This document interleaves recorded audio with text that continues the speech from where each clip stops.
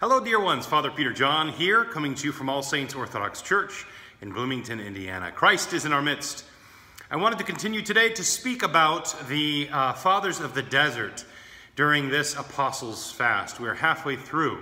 And today I want to talk about a monk named John the Short, or more commonly known as John the Dwarf. He was a man who was short of stature. He was extremely short. And yet he had a giant heart, the heart of a lion.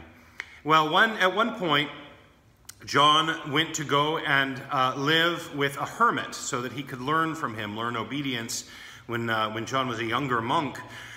And so he attached himself to this hermit in obedience there. And one day the hermit said to him, "John, you see this stick?"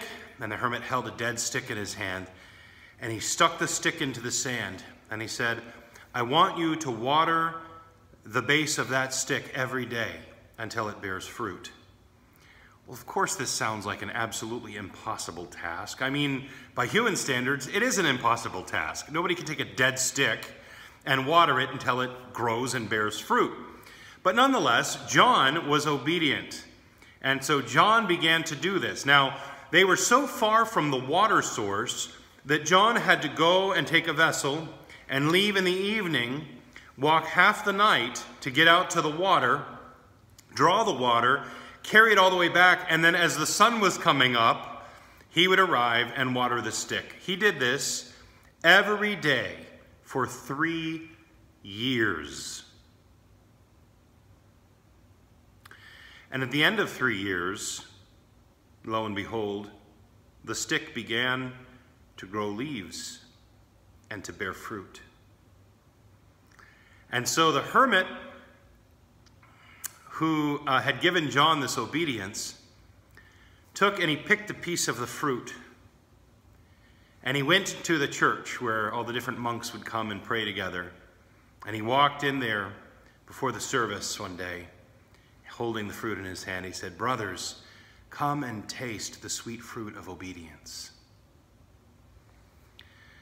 Now, this sounds like kind of an extreme and impossible story. This is one of the reasons that I love the Desert Fathers, because you get to experience life with the miraculous in the midst of other Christian brothers. I mean, it's so inspiring to hear these stories. I heard these stories from my youngest days. I think when I was about 9 or 10.